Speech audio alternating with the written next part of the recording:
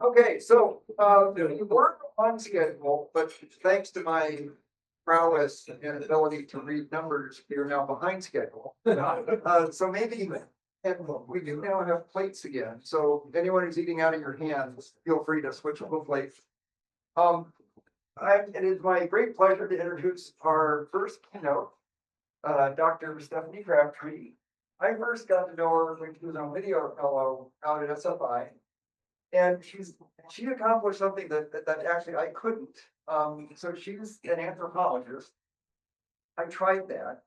But I decided the anthropologists I was working with were really annoying. And so I left anthropology and went to law school. And so For lawyers who are less annoying. well, it turns out that they're just as annoying, but they wouldn't talk to me. So yeah, a little nuance there too. So I have a soft spot in my heart for Stephanie and her work, because one of the things that I found the most frustrating about dealing with the anthropologists I was working with is that they weren't embracing the new tools and techniques that were emerging from computational social science that I thought provided a way of actually understanding all these cool theories and mechanisms that were hypothesized about how archaic humans work. But no one really did. And now we had a method to at least add some evidence to that, which I thought was great. And so as you'll see throughout her talk, Stephanie is a chronic underachiever because she's just got the 2 PhDs. And it turns out I just discovered 2 albums. So even that, so if the talk isn't good enough, and in fact, it will be recorded, so you can come back and re-listen to it over and over again, you can also get the studio one. So the singing version. And so it is my great pleasure to introduce Stefani Crabtree, and we can now enjoy her keynote. Thank you so much, Matt. I am mic'd for the recording. Hopefully I don't shout too much to blast out the microphone. Glorious booming voice. I don't have to Taylor Swift it. Yeah, so I met Matt 8 years ago or something like that, and he has the distinction of being the second Kohler who I know, because my American PhD I worked with Tim Kohler, who spells his name without the E. And so on the Mayflower over whatever boat they took, they dropped the E. But they're distant relatives of a bunch of things. So thank you so much for this talk today. I'm going to be talking a little smorgasbord of work that I do. And as Matt mentioned, I have a background in anthropology and archaeology. So a lot of the time, before I started grad school, I did many things, including trying to be a musician, which is why I have albums. But one of the things that I was doing contract archaeology. So if you are putting in a pipeline or a wind farm, until recently at least, there's a question whether Section 106 will continue. You have to bring in archaeologists to make sure that you're not disturbing cultural remains. And so I did a lot of time digging in the dirt in very remote places for contract archaeology. I also have been leading some work in Mongolia since 2012. That's a picture from excavating in Mongolia. And then I also do cultural anthropology work as well. So this is a picture with me with Yolanda Taylor, who is a Indigenous woman in Australia. She's teaching me how to hunt goanna lizards. That's what I'm killing right there. But one of the things about archaeology is you get all of this data, and then you need something to do with it. And so back between undergrad and grad school, when I was doing the excavations, most of my friends were physicists. And so I was aware of computational tools that were not getting a lot of uptake into archaeology. And I was very interested in finding a place where I could use those computational tools, which is why I started my master's at Washington State University. And there I am coding some data about SFI. So you all are computational people, so why should we care about archaeology? Well, archaeology is very unique in that it provides beginning, middle, and end points. We can see the entire arc of a society and be able to really see the choices that they made over time. Because of this, it can be really useful for trying to understand things about today. archaeology can then be used as essentially a calibration data set for understanding things about sustainability. How did people react to a drought in the past? It would be very unethical to just make people not get water today.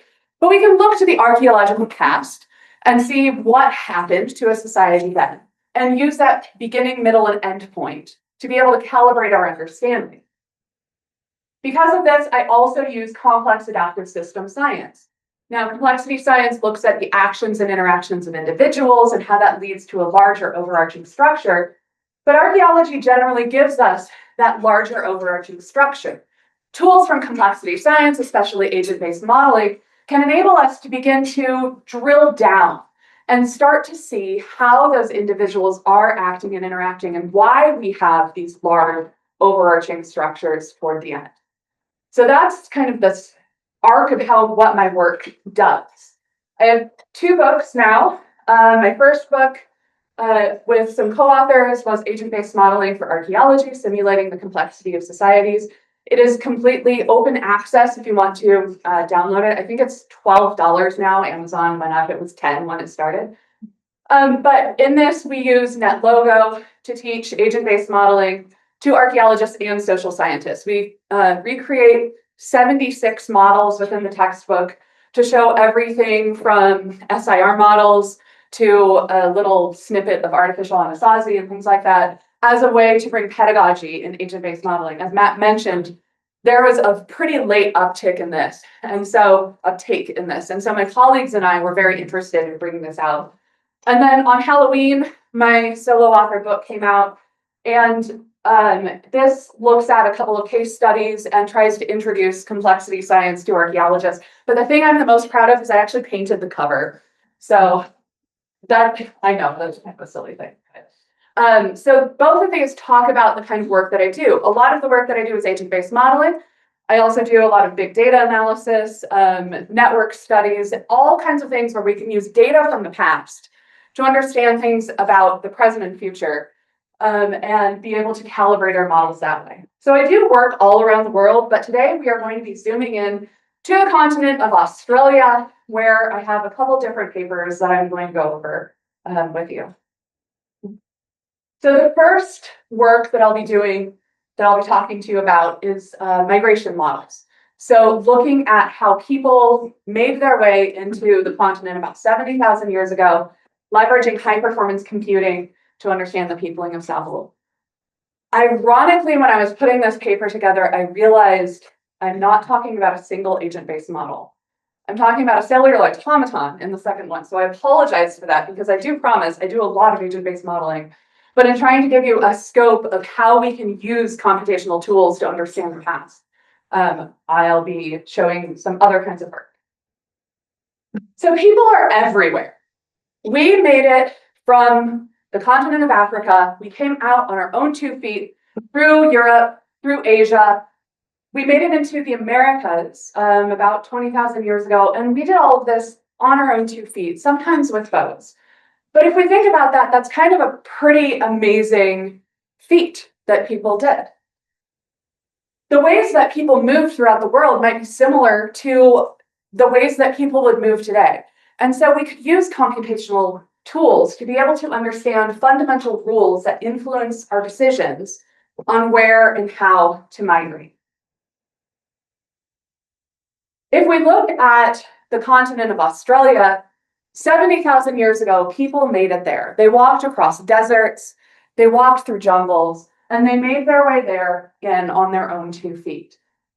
People would have experienced some very different kinds of landscapes at the time. 70,000 years ago, when we think people arrived there, there was a lot of water that was caught up in sea ice around the poles.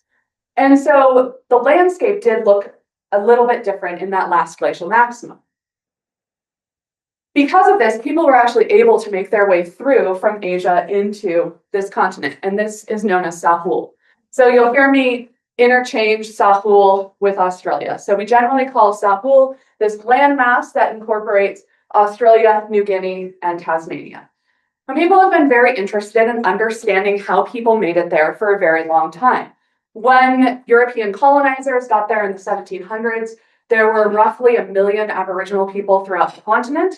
and they had been there for a very, very long time. So early anthropologists started using kind of these verbal models. So in the 50s, Birdsell suggested this kind of Benny Hill scatter process. People make it into the top and then they just kind of run around the continent. In the 70s, Bowdler came out and suggested that people would have hugged the coastlines because there's a little bit more resources. And in the 80s, Horton and Tinsdale suggested that they would have hugged the woodlands in the north and made it through. All of these are verbal models that people are then looking at resources, but they're not actually tested. Now, you can actually go to the game store here in Santa Fe and buy a board game, Sunda to Sahul, that looks at the population of this continent. So people have been really interested in this, but haven't been able to figure out what really happened. So we know people got there, we just don't know how, and people had still been debating this. So this is essentially what those models look like. We have that scatter process, we have the hugging the coastlines, we have getting into the forest and coming through. And the reason why people hadn't done this is it was very computationally expensive to run these types of models. But of course, we have all these verbal models that we can use as hypotheses to test, essentially. And so this kind of formed the backbone of some conversations I was having with some colleagues, saying, why don't we see how people could make it into that area? So in 2017, I lived in the Western Desert of Australia among Mardu Aboriginal people. Now, I was working on some projects looking at uses of fire in the Western Desert and how that influences ecosystems. I may or may not get to talking about that today. But while I was out there, I was walking in these very remote places with Aboriginal people and realizing that there were a lot of rules that people used for walking in these areas when they weren't familiar with the space. So when I was talking with Nilanka about how do you migrate somewhere in the Western Desert when you don't know your way around, she essentially came up with these 4 heuristics. So asking her, I found that people, when they would migrate through a region, modern peoples, would look to horizons for orienting themselves. They would try to camp at water nightly, so this is the desert. They'd carry around 10 kilos of water, and women would lead the pack. So if I were to kidnap us all and drop us down in the desert in southern New Mexico and say you need to walk your way back up to Santa Fe, one of the things that you might do is start looking to high places on the edge of the landscape to orient yourself. So you might use those peaks to help you get in a direction. You don't want to walk over those peaks necessarily, but they would help orient you to the landscape. And it turns out these are things that people were still doing today. And they are rules that we could potentially hypothesize that people would have even used about 70,000 years ago. Our brains have been roughly the same for 120,000 years. And so we would expect that these kinds of rules might be things that people would do to make it easier for themselves. In this landscape where water sources are few and far between, they have to be memorized. And as a naive Westerner, when I was living with Mardu Aboriginal people, I thought that water would be a limiting factor. But one of the things that I learned is that people, when they're babies, start memorizing where water sources are and memorizing how to find water sources, what telltale signs to be able to see them. And so people would always make sure when they were walking through big expanses that they would walk to areas where they think they could find water, and they would make sure they slept there overnight. I thought this was a very interesting thing, and then I found out that this is something that is still used today in other areas. So in Saudi Arabia, where people wander through large desert expanses, there are watering holes that have these solar lights that are set up to them so that if people get lost in the desert overnight, they can make themselves to get themselves to water, drink that water, and be able to continue on the next day. So these are things that modern Aboriginal people are using that we can use as a heuristic in a model to be able to look at how people would migrate. People still carry a lot of water when they move through these regions, and it ends up being around 10 kilos if you are carrying enough water for your family. That's kind of a lot, that's very heavy, but it becomes very essential, especially for days when you're traveling up to 30 or 40 kilometers. There was one story that one of the Aboriginal people told me about walking through the desert and getting to a water hole that was empty. And thankfully, they had enough water, probably about a liter or two with them, that their mother could drink water and walk to the next place while the children buried themselves in sand so that they didn't experience evapotranspiration and were able to wait for their mom to come back with water so everyone could wander the next place. And then women always are leading the pack in the Western Desert. And this is important for a modeling perspective because you have to know who you are going to model, of course. And the average human that we are modeling here, we're looking at a 25-year-old female. The reason that women are leading the packs is they're keeping the children together. They're making sure the elderly keep up with them. Men might go off and hunt bustards or kangaroos and come back, but generally speaking, they're holding the groups together. And so these are 4 heuristics that I was able to gather from traditional remote living Aboriginal people that I could then put into a model. So there have been tons of models of human population going back to the 90s. This is Timmerman and Friedrich's model looking, essentially it just changes in the cover of sea ice. So I'm showing you this to essentially show you what it looked like, the sea ice, and then how we could look at essentially a cellular automaton of how many people the landscape could cover. But these models use very simplified tools to be able to look at how people are moving throughout the region. Being able to understand how people are moving through something is a very simple question, but it's kind of complex. It's very computationally complex. A lot of path models use something like Tobler's hiking function. So this is essentially just looking at how fast you go on a slope. So you look at the rise over the run of the terrain between 2 grid cells. This is used if you're using your Google Maps to look at how difficult it will be for you to walk from one place to another. They're essentially looking at how fast you'll be able to walk over a slope. This is the base of most ArcGIS, if you're looking at from one place to another. There are other models that essentially look at pouring people on a landscape as if they are water droplets. So this Michael Perschetti paper that looks at where people might have migrated throughout the Silk Road process. He's essentially treating people as water and letting them find the least cost paths to move throughout the landscape. But people don't just move like water. And if we want to be able to understand where people are going, we don't just care about beginning to end point, especially if we're looking at a migration process into a novel landscape. So I have a close colleague who is down at Sandia National Laboratories, Devin White. And when he was up at University of Colorado, he was very dissatisfied with these least cost path models. And so he developed this workflow called From Everywhere to Everywhere. And essentially it looks at the cost between 2 grid cells. And he did this work originally in Oaxaca, looking at pathways throughout the region. Where would people have gone? Why are archaeological sites pretty far from, if you do a least cost path analysis, people are making other decisions? And so we teamed up to bring together this work that I was doing in Australia with looking at using From Everywhere to Everywhere on a large continental scale to create essentially the largest path modeling project ever attempted. And we hypothesized that people 70,000 years ago would have essentially been constrained by these geophysical attributes of the continent. And that by being able to model those geophysical attributes, as well as some heuristics of how people will make migrating easier, we'll be able to understand this migration throughout Australia, throughout South. So we start with a few couple differential equations. And here we're essentially beginning with data we found from the US Army. So a lot of my agent-based models, if I'm using data where people are making decisions, the Army has some very good data. Back in the first Gulf War,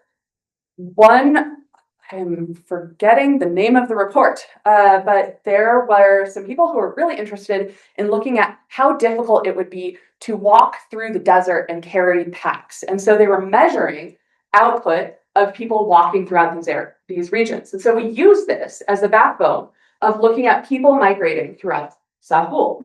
So we actually do start with the Tobler hiking function because it is useful for looking at the speed at which you are going to be going on a slope. But then we bring in some other kinds of equations. So Pandolf's function is looking at uphill or flat surfaces. because it's going to still cause friction on your legs, especially when you're walking across a flat ground. We also are looking at downhill for Santie's function in equation 3. So that is going to cause a lot of difficulty on your joints. And so being able to bring all of these things together, as well as the energy expended very at the bottom here, that's going to help us to understand looking at every cell difference and be able to start looking at a landscape-wide decision-making process. So those go into every single cell on the landscape. And I'm going to show you what this looks like. So this is just a simplified dummy model of New Mexico, actually, where we're starting with a topographic map from central New Mexico. And here I'm giving you just red dots that are these input points to give you an idea of how this works, where we say we're going to let people start at every one of these red points. We have 1, 2, 3, 4, 5 by 5. And we ask people to connect every single cell in the landscape. So we pour 200 people onto this model. We tell them to migrate throughout. Here are all the paths that come out. And then we essentially have a little ticker in every single cell that says how often was a path chosen. And then we can look at the top 1%, top 5%, top 10% paths, and we can pull those out and say, these are the decisions that people are making. So in this one, it's just very naive, make the least cost path decision, but connect all of those points. So these are the backbones of the model. And then if we're going to start looking at something 70,000 years ago, we need some new data planes. So one of the first things that I did working on this was creating new data layers for Sahul. So we have very fine GIS data layers for Australia, but no one had looked at what it might look like 70,000 years ago. Now, it turns out because of the reefs that surround Australia, people have been doing very high resolution mapping down to the centimeter level at some places along the coast. And so we can use that data and start to stitch it together and then coarse grain it to the size that we're going to need and create this layer of what Sahul would have likely looked like, smoothing those edges where the coastlines have been eroding, essentially, and be able to create a fine resolution digital elevation model for about 70,000 years ago. So all of these products that we created are open access, open source, anyone can use them. And I believe at this point, within a week of us publishing this, we had something like 20,000 downloads of this digital elevation model. And this is now being used by the Australian government for looking at some of the changes over time. So remember that I said when people are migrating through a region, we're going to be looking at high points on the landscape. So when we start putting our digital people in this landscape, we need to be able to have an idea of what the high points are. And so we used a little sliding window across all of Sahul and said from every point on this landscape, what can you see? And so we created this very large visual prominence layer for all of Sahul. And I forgot to mention, but these are 500-meter cells across the entire landscape. So that is a little more coarse-grained than some of the data that we could use, which could be down to the meter level. But we figure that 500 meters is pretty good for a migratory process. And then remember, people are going to need water to be able to migrate throughout this region. And so we use the stream data for incised streams and arroyos that we think would have existed about that far back. And then we did some probabilistic modeling to look at where those went for these places that I essentially drained, right? So we're connecting Tasmania to mainland. And so we need to know where the rivers would have been across Bass Strait. And so we do some probabilistic modeling to create those rivers heading out. And so then we put all of these things together. And remember, women are leading the pack. So then we look at a female-specific caloric output, which is based on it's Mifflin-St. Jeor basal metabolic rate function. So if anyone in here has done a CrossFit class, you know about this, right? So it is still used today for looking at basal metabolic rate function. It predicts with about 90% accuracy how much you will expend based on lean muscle mass. So men carry more lean muscle mass than females. There's a difference for children as well. But remember, we're choosing an average person. And so we're modeling females. And we also used archaeological data from Binford's constructing frame of reference to look at the average height and weight of women foragers to be able to create this data. Okay, so we're putting all of this together. And then we have all this data and we can start to run our models. This is, of course, for most of us, the boring part when we run our models, but we can look at a combination of variables and weightings and be able to see what makes sense. So we ran many different scenarios. So we didn't just throw everything in and say, what happened? Because that's really bad science, and it's a lot of early anthropological models do that. And so we started with the most simple. So we said, if we put a grid across Sahul and we allowed people to populate it where we think people arrived based on old archaeological sites and where boats came from Sunda, what would this have looked like? And then we can say people coming from the coastline and going through the grid. And then we can start to bring in our other layers, like needing water, layers like wanting to look at high points while you're migrating and see how that changes things. And essentially at this point, we ran it so many times. This shows you, I'm sorry, showing you a table is terrible to talk, but it shows you how many simulations we ran, and we ran about 125 billion pathways to be able to look at where people likely migrated 70,000 years ago. I'm an archaeologist and I haven't yet talked about archaeology. I've just talked about building a model. And that is because, again, you don't want to just bake things into your models. So at this point, once we run all of these simulations, then I created a new data set of all of the oldest archaeological sites in Sahul. And again, this is a new data set that is available for archaeologists that hadn't been compiled before. But this then gives us the ability to compare where the paths are to the archaeological sites. And to be able to do this, because we have point data and then we have vector data from our paths, we had to create new statistical measures, which is essentially a KS test, a modified KS test, to be able to look at completely spatially randomizing the archaeological sites and comparing them to vectors. And once we do all of this, we have our models, we look at from simplicity to complexity, we compare those to where the archaeological sites are, and we look at the most closely related paths to the archaeological sites, and then look at the top 1% and 5% performing pathways. We get something that looks like this. So there are paths through every single cell on this landscape. You can kind of see them fading away. But the ones that are red are the ones that are chosen the most frequently. These little black dots, those are the oldest archaeological sites between 70,000 years ago and 35,000 years ago. And we can see that there is a lot of comparison of where, a lot of good fit between where the archaeological sites are and where the pathways are as well. Though there are, of course, many places where there aren't archaeological sites. So after generating 125 billion pathways, we have a good idea of where people went. So this is the first time that people have done this on a large scale, being able to look at people's decision-making and being able to see where people might walk. And when we compare this against the old archaeological sites, our null models performed really, really poorly.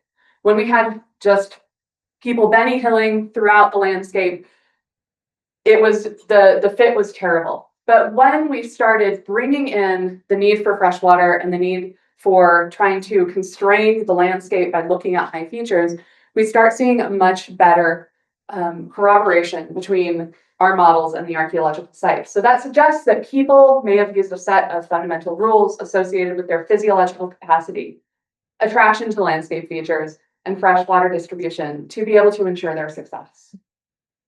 And so we saw that there are many sites that are not near superhighways. And one of the things that I thought was really interesting after I put this together is this is a map from, well, this physical map was made in the 50s, but it is based on a map from the 1800s that explorers used to move throughout the landscape. And we can see that there's, if you squint, some of these pathways really correspond to some of these migratory routes that early explorers would have taken.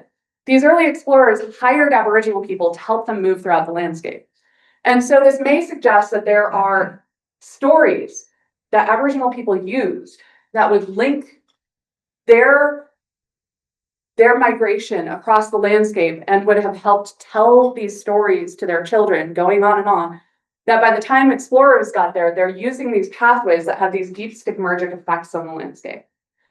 So this essentially is all within our final paper. One final thing that I wanted to say about this paper is that since publishing this, we have had a team going out and doing some archaeological prospecting in these very empty areas, and they've been finding some very old archaeological sites. So we're having them test along these paths and then along some of the empty areas, and they've found some rock art that may be upwards of 40,000 years old. So this was all written in this paper that came out in Nature Human Behavior a few years ago. And I'm going to take a little sip of water while we move on to it. So I'll be talking to you about a cellular automaton model of looking at how people actually spread throughout this continent. Now remember, I wrote a book on agent-based modeling, and this first paper is just using big data and high-performance computing to be able to ask a question of where people may have migrated. And the most unsatisfying thing as an archaeologist about this is that this paper, while it's really cool, and it shows how people could have moved throughout the landscape or where those routes may have been, it doesn't show rates of expansion. We're just looking at where people might have gone based on physiological capacity, not how quickly they may have gone. And so to do that, we need to use agent-based models or cellular automata. Now, of course, you know that ADMs and cellular automata allow investigation of processes from the bottom up. Matt, there are my dogs moving on the landscape. Awesome. This is a paper, not at all related paper, but an ABM that I wrote about the growth of hierarchy that used, again, some Army data from Brigadier General Lanchester in World War I to look at how fights would happen. Not at all related to what I'm talking about here. But essentially, we could leverage agent-based models or cellular automaton to get beyond just these routes of migration. So while we have essentially agents within these big data questions, we're not looking at the decision-making of people.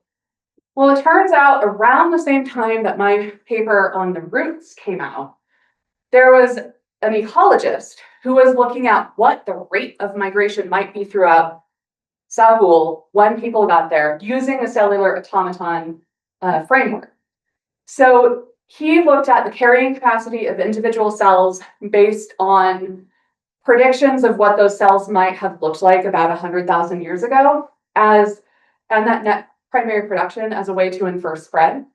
And so I wanted to use his model because then we can just essentially port over the work that I did with his framework and use some slightly better data to be able to ask some questions about where people might have gone. So what we did is we began with a raster-based model of this estimated exposed land for these 1,000-year time slices. So we started the 70,000 years ago when the land is much bigger, and then we go at 1,000-year increments and essentially flood the landscape as global sea ice starts melting and that landscape gets flooded. Then we used hindcast data to predict this probable carrying capacity using the Love-Klim climate reconstruction. So this is a slightly better climate reconstruction than what Corey was using in his original model. But then we can use that to be able to look at how many people could have foraged in these areas over time. And then we can populate the model in the arrival points that we used for our original feet model. And we can use emigration as a function of population growth. So pretty standard, similar to the Young and Bettinger spread model, the first agent-based model that looked at how did people spread out of Africa around 200,000 years ago, where we just look at the carrying capacity of a cell. We're modeling the cells, we're not modeling the individual people. So cellular automaton, right?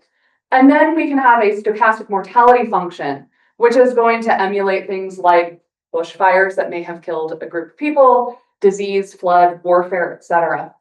And you can have some other dots spreading across the landscape. So this is one of the models, one of the cellular automaton models where we look at people seeding essentially in Australia and then in New Guinea and spreading throughout the landscape. Whenever a cell goes white, those are people essentially dying out of there. But you can see that as a cell gets full, then spreads over to the next cell, right? But people, instead of just moving directly, they are also using the pathways that I was able to identify in that first model. One of the really interesting things about comparing the other paper that uses a cellular automaton to our paper is that there is a much longer time to saturation when people are migrating along these routes. This is actually the opposite of what I hypothesized. I thought that it would be much quicker because people would find these very good pathways to move throughout. But what we see is that when people are essentially constraining themselves based on high points, based on their own physiological capacity, that people are moving much slower. One thing that is really interesting about that is that Tasmania is connected to the mainland for a very long time, and then it becomes separated, and then it's connected again, and then separated again. This area here is called the Bass Strait, and in Corey's original model, people the timings didn't make sense because people moved so quickly throughout Sahul, and they should have made it down to Tasmania. But if you look at the archaeological data, they don't. But once you start constraining the data based on these migratory pathways, people get to the bottom of Australia when this is flooded. And then they are able to make it across as the water recedes, and they make their way to Tasmania, and then it floods again, and people get separated from the mainland.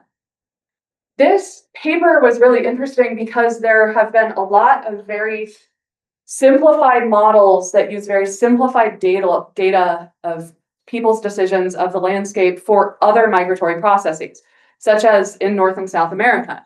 And people make a lot of hay out of, people could have made it very quickly from here to here, and so the archaeological record doesn't make sense.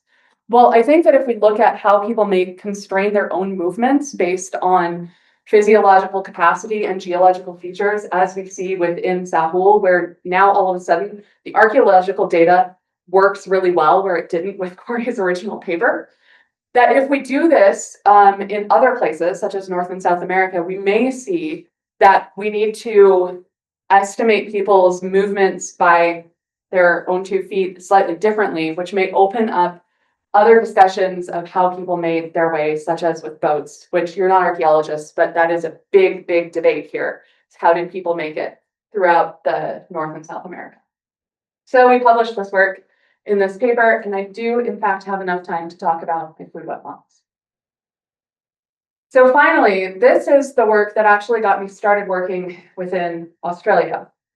So as I mentioned, I was working with Aboriginal people to look at essentially their ecosystem services, the things that they do for an ecosystem. One of the things that Aboriginal people did for a very long time is they lit fires to be able to hunt. And these fires were very small. They were essentially 1 to 5 hectares, lit in the winter.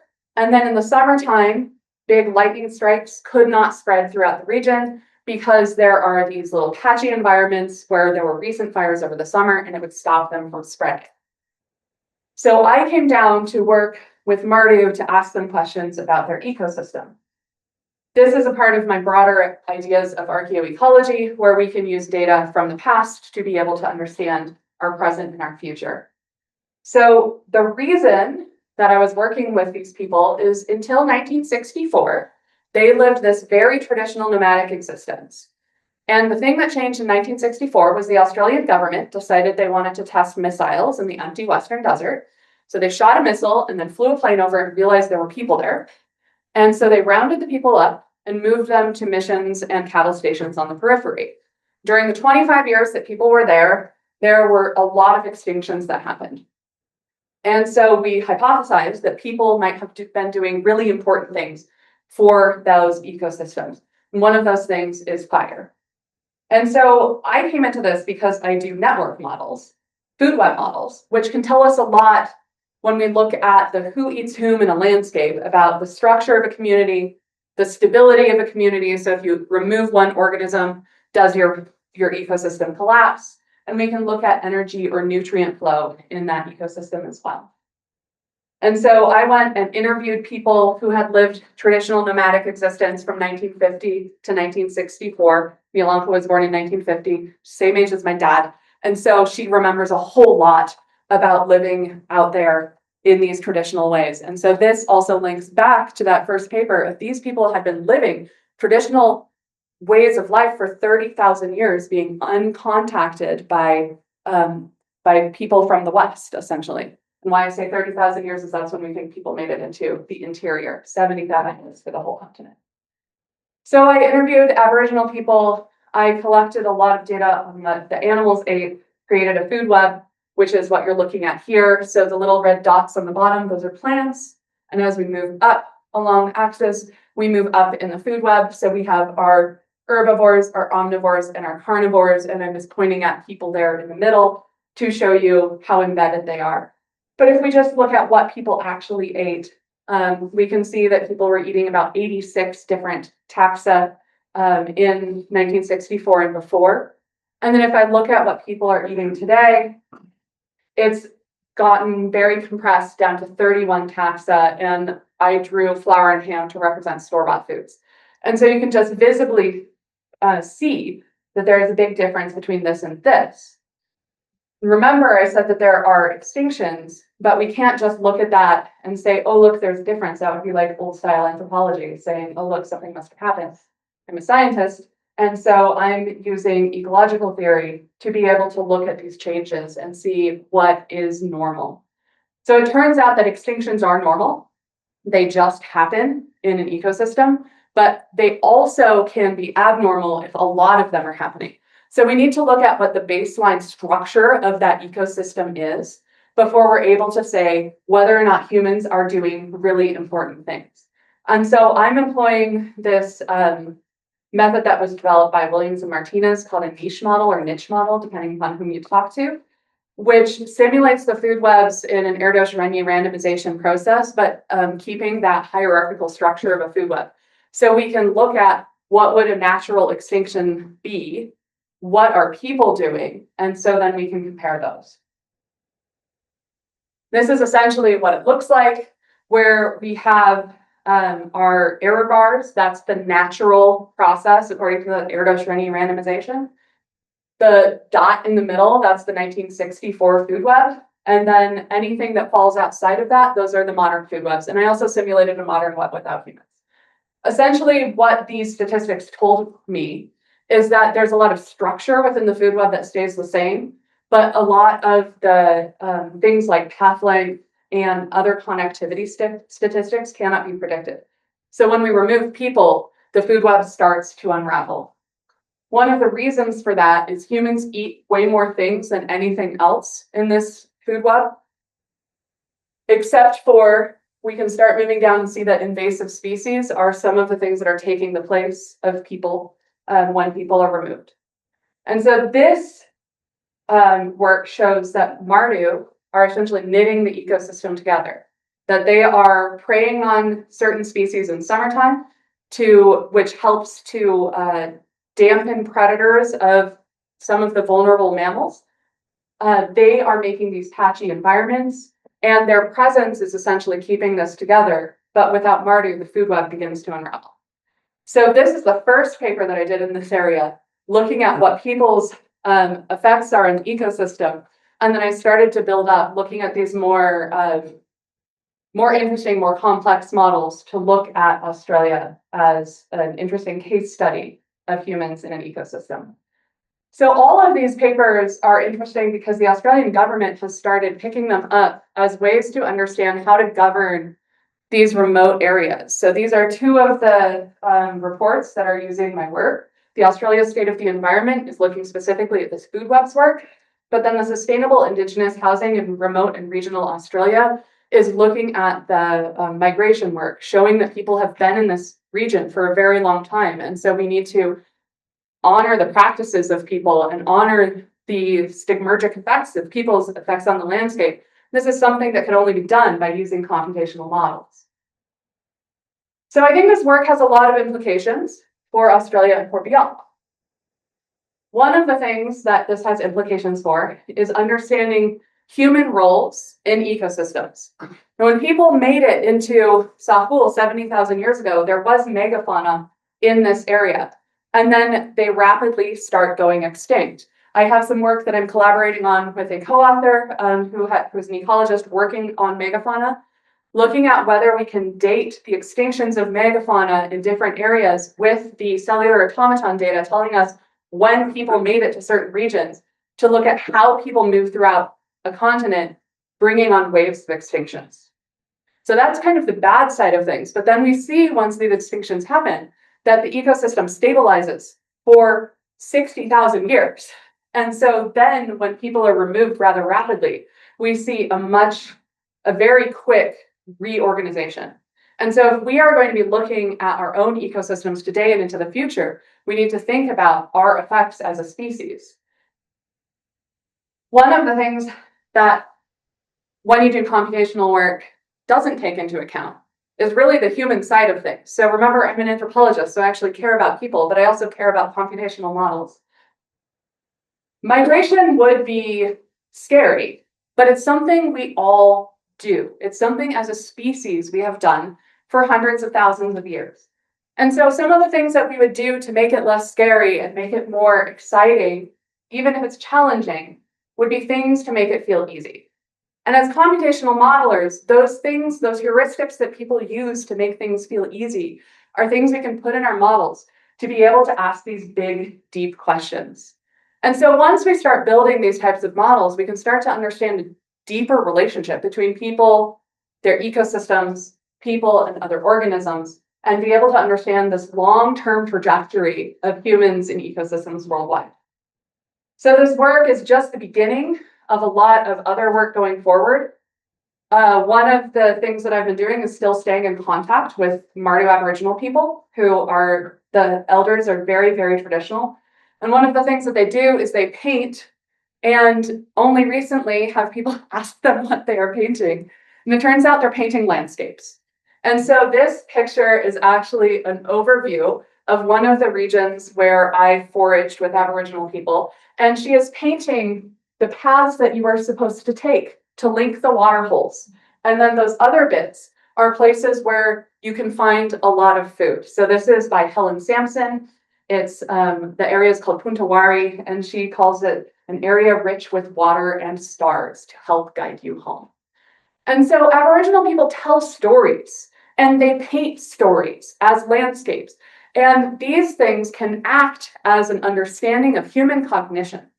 And so we are working with Aboriginal people to use our computational models and the stories that they tell to look at the deep time stories of the dream time, how people connect themselves across a large landscape.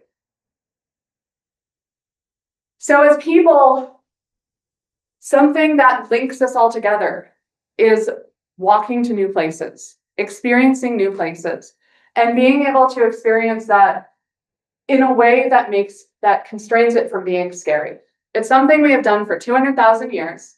We have the similar brains to 200,000 years ago. And through the computational tools that all of us use, we can start to understand these deep mysteries of the ways that humans work within the landscape. And so we can move beyond Australia to look at how this reflects in the greater world. What are the things that bring us all together as people? And how can we use computational tools to really understand that?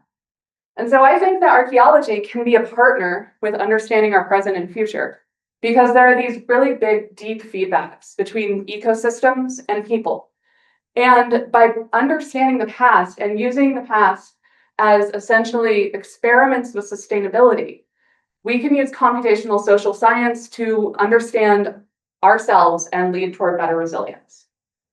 So I have a lot of people who I've worked with through many of these different projects, and so I need to thank them and thank my funders, and thanks everyone for listening to me during your lunch hour.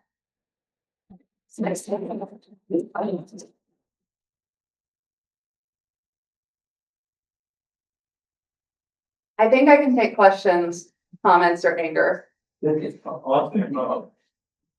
One question, why do people do this? Why do people migrate? Why do people explore? Now, if you didn't do that, speech. I didn't talk about that because this first paper is our most boring paper in that we're not taking into account a lot of that. But there are many different reasons. So one, carrying capacity. You have too many people in a region and you can't get enough food. Another is people like to explore. I think that there is something innate and inherent in everyone that we get excited about new places. How many of you have never been to Santa Fe before? Oh my goodness, that's fantastic. So it feels different, right? But it feels exciting. I think I love Santa Fe, but I think that as people, we like to go to new places, but we also like to have the properties that make it feel familiar. And so migration, I think, can be boiled down to a need for resources, especially if we're looking that far back, and also a need for novelty, essentially. That's my own 2 cents. There are a lot of anthropologists who study this. There's a lot of work on modern migration and people fleeing from war-torn regions. That model, my collaborators and I have used this for looking at helping refugees in certain parts of the world, because we can essentially look at the constraining aspects of a geography where people are likely to go, and then we can say these areas are war-torn, where are people likely to walk, and then that can help people deliver aid to people who are in some of these very isolated but war-torn regions. So that's another reason why people do it, to get away from some kind of bad situation. But if we look at early Homo sapiens migrating out of Africa, it's probably a mixture between novelty and need to go somewhere with new food. Yeah. Awesome talk for sure. And I love the fact that you talked a little bit about identifying archaeological sites in places that you hadn't previously seen based upon this information. But I was wondering about the converse of that, right? The place where archaeological sites already exist. Yeah. Have you been thinking about that the map doesn't seem to go? Yeah. Have you been trying to explore why those are there, right? And what the model's not capturing the results of them. So in Devin's original work in Oaxaca, all of the archaeological sites were not where people should have been going. And so his paper is all about why did they do that? And there are other reasons for doing that. So in these places, you can see that there are feeder paths that are going in there. They're passed through everything. But there are other interesting things in these regions. One of the things we say in archaeology is embedded procurement. So places where you can go get lithics to be able to make your stone tools so you can hunt. And those are in really awful to get to places in the mountains. So this is kind of a little more mountainous area. And so it's not somewhere you'd necessarily want to migrate to unless you had to go there. And we see in a lot of these places, most of these very old sites are rock art because that preserves. My collaborator, Joe McDonald, has been working on ways to really precisely date rock art. So some of these are actually, they have such a very long range of how we think people live there. But as we're looking at when they were made, that's being pushed back, which is kind of cool. But a lot of these rock arts are in places that are a little harder to get to, but they're places where you can get other things. And Aboriginal people today have stories about them, some of them. So places where we have Aboriginal stories are places where Aboriginal people were able to keep their traditional lifeways. And so areas around Sydney, New South Wales don't have that as much because that's the first area that Aboriginal people were dispossessed from their landscape. But in kind of the Western area and in kind of the North, we have these stories of how people were using their landscape. So that was my long academic answer of rambling, of people would go there because there's other stuff there, but they're maybe not the best places to walk through. I was also wondering if someone, you hinted at this maybe a little bit, your answer, if it's a preservation question, that they happen to be places where things were preserved more than they would have been in other locations as well. That's part of it too. And so a lot of where Sydney is, we just don't have very much at all because people came there in the 1700s and kind of wiped a bunch of stuff out. we still have problems with things being wiped out. There was 2 years ago, Turquoise Hill blew up an Aboriginal rock art site that was 50,000 years old, because they wanted to put a mine in there. And so that is still happening. But in archaeology, we have these problems where places where we have surveyed, we know for sure, yes, there's an archaeological site there, or no, there isn't. Places we haven't surveyed, we don't know for sure whether there's stuff there. And so that's why, these areas, we can tell people go survey there. So some of these places, we know for sure there's no archaeology there because people have worked there. But a lot of these places are big, empty, we don't know. We're doing a lot of work off the coasts, actually, and we're getting some more really old archaeological sites in the Australian Bight and up there, which is pretty cool. Yes. Is there any stories that are passed down over generations about the first branching off point above the large body of water? Didn't know if there's anything significant to that separation. So there's some really great work on Dreamtime stories. One of the ones that is the most well documented is called the Seven Sisters. And the Seven Sisters story, basically every Aboriginal group has this story. And they link places on the ground to the Pleiades constellation. The Australian Embassy had the museum traveling exhibit about it last year, which was lovely. But I think you can access a lot of it online. Some of the stories I know about, but they're like ritual knowledge, so we haven't published about them, and we're working with Aboriginal people to decide if we can. That is a long way to say, I don't know about this branch point, whether that links exactly to something, but linking from the kind of northwest here to the southeast looks like it corresponds really well with the Seven Sisters and Pleiades constellation, which is really cool because there is anthropological work elsewhere in the Kuril Islands that suggests that people tell the same stories to help themselves survive disasters like earthquakes that create tsunamis. There was a big tsunami in the Kuril Islands recently. And so people who haven't seen these families for 1,000 years will be able to walk across and tell the same story and be taken in. And we think something similar might be happening here, where people have the same story, which helps them migrate through these regions. But also, if you tell that story to people you encounter, they might see you as being part of the in-group instead of part of the out-group. So again, long explanation for I don't know exactly which path you're linking, but there are stories that link some of the long distance paths.